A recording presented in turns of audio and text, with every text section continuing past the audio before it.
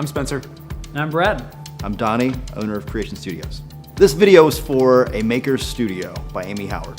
So we've done several projects for Amy. She came to us this time and said she would like a stop motion video to introduce her new concept to the world. We worked on this stop motion for Amy Howard. Super excited to share. Stop motion is a video that has been created out of a sequence of photographs.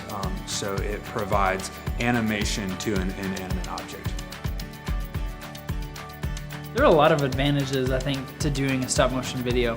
One, it's just really fun if you're a creator and you get to create something like this. I think another aspect is it's a high trend right now. It's something that people will see on Instagram, they'll see on Twitter, and they'll stop and they'll watch these videos because they're interesting.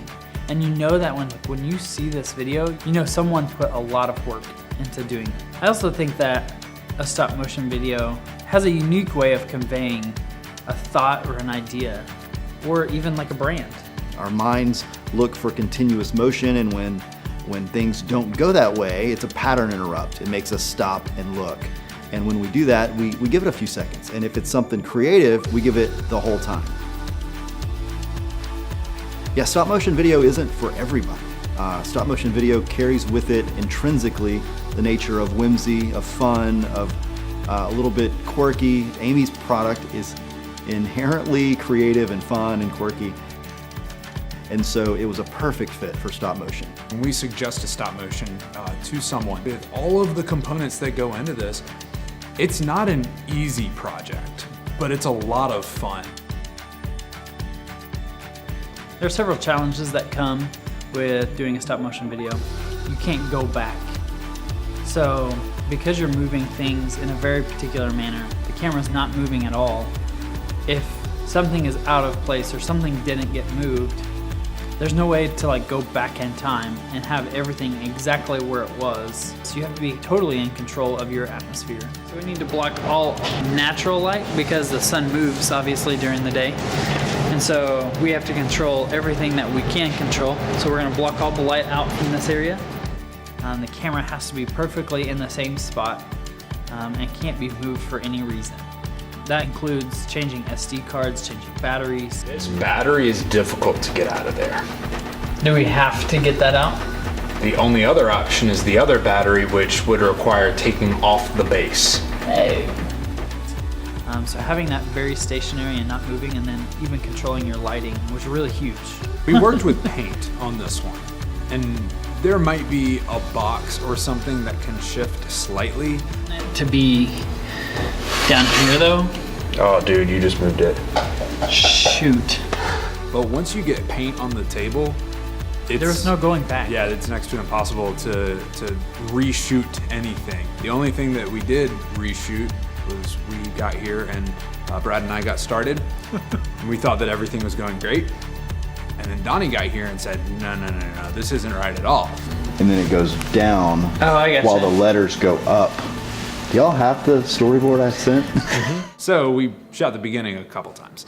But that's okay. One of the last scenes of our stop motion, we forgot to add in a couple paintbrushes back into our circle that was spinning around to go back into its box.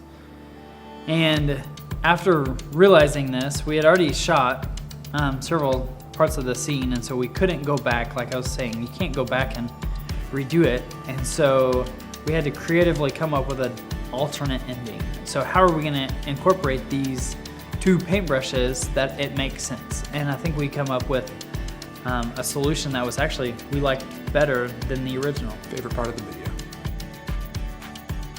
You know, sometimes clients come to us and they know exactly what they want. Other times, they just kind of know what feeling they want. We actually prefer the second because that gives us a lot of flexibility to create for them. Our first job with any client is to figure out the feeling they want their audience to have when they watch a particular video. In this case, it needed to be whimsical, it needed to be fun, quirky, cute. There was a lot of words that Amy had. She didn't know how to accomplish that, and that's great. That's our job. So we took those emotions, those feelings, we went to the drawing board and started just bouncing ideas off of each other and we collaborated, watching a lot of videos, trying to find some examples of different things. In doing a lot of research, I really got inspired by a lot of Instagram and different social media posts. I was taking aspects that I liked in other videos and trying to put them in and see what they would look like in our video. And the whole time I was doing that, I never really saw the product that we're working with. We're working with paints in this DIY segment, and I never really saw any of that. And so it was really fun to get to work in a new segment that maybe the world hasn't seen in this way before. So to get started, you have to just explore.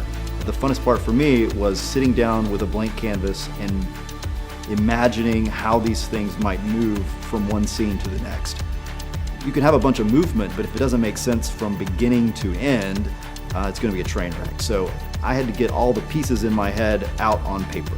And so when we come to the table, we've got a lot of ideas, and when we put them together, there's several of us bouncing these ideas off each other, something cool happens. It's a really unique project because it brings me being the film director of the studio and then Spencer being a photographer. It brings both of our worlds together, and we get to collaborate on this really unique project.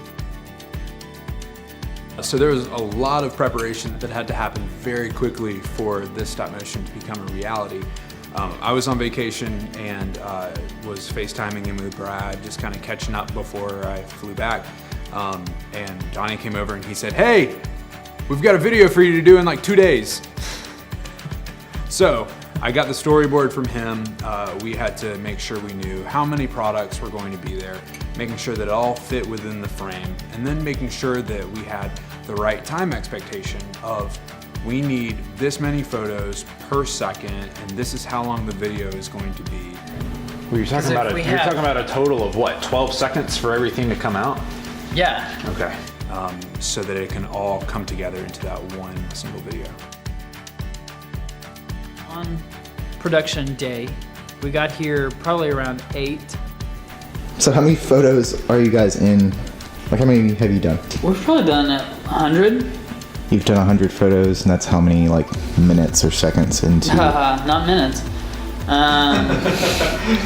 Let's see, 100 100 would divided by 12 is, so 96 divided by 12 is 8.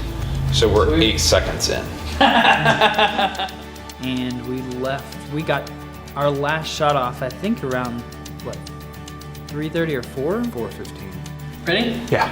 Last picture. We're done. We're done. And so it took us It was a full full day. day. And then that doesn't include, editing all of those photos, putting them all together into a video, and then adding, we added text and different animations like that. As I drew this out, it was on paper. It was kind of conceptual. I knew some of the landmarks along the way. I knew the important moments that we had to see, but the trail from A to B, that was up to Brad and Spencer to figure out. So it was really fun for me to come in at the end of the project and see how they got from A to B and B to C and so on, and get to the end.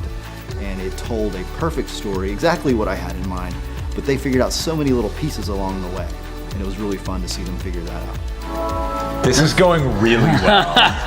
The great thing is that Amy and her team are super happy with it too. Yeah, it's always really fun when you get to take someone's idea and you get to kind of flesh it out, and you get to present it back to them, and they're like, yes, that's exactly what I had, or it's even better than what I thought. It's such a great feeling that Yeah. we get to be a part of. Way to go.